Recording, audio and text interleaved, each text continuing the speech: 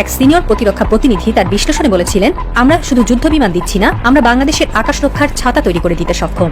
সিদ্ধান্ত বাংলাদেশ সরকারের। চীন এখনো তাদের প্রস্তাব টেবিলে রেখেছে, কিন্তু প্রতিপক্ষ থেমে নেই। ভারতের গোয়েন্দা মহল চাইছে বাংলাদেশ যেন নিরপেক্ষভাবে কিছু না করে। বাংলাদেশের যুদ্ধ বিমান প্রয়োজন শুধু শত্রুর মোকাবেলায় নয়, বরং সি বর্ডার নজরদারি, জঙ্গি দমন, এমনকি ভূ উপগ্রহের নিয়ন্ত্রণে অংশ নিতে। যুদ্ধবিমান মানেই একটি জাতির আকাশে আত্মমর্যাদা তুলে ধরা। বিশ্বে এমনকি ইথিওপিয়া, ঘানা কিংবা আল জাজিরার মতো দেশও আধুনিক যুদ্ধবিমান সংগ্রহ করেছে। তাহলে বাংলাদেশ কেন এখনো পিছিয়ে? উত্তরটা খুব সরল নয়, কারণ শুধু বাজেট নয়, এখানে রাজনীতি, পররাষ্ট্রনীতি আর ভূরাজনৈতিক চাপে সিদ্ধান্ত থমকে থাকে। একটি গোষ্ঠী একে বিলাসিতা বলে প্রচার চালায়, কিন্তু তারা কি বিদেশি লবি, ভারতমুখী নীতি নির্ধারক, নাকি রয়ের প্রভাবিত বন্ধুসুলভ উপদেষ্টা?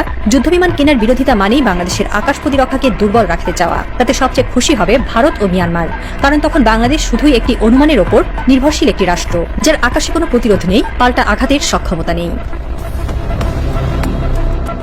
সময়ের কাঁটা এগিয়ে যাচ্ছে। ভারত নতুন জেটের জন্য ফ্রান্সের সাথে পারচেজ অর্ডার সই করে ফেলেছে। মিয়ানমার তৃতীয় ধাপে আরো ইয়াক 130 আনছে। দক্ষিণ চীন সাগরে চীন ও আমেরিকার মধ্যে উত্তেজনা বাড়ছে।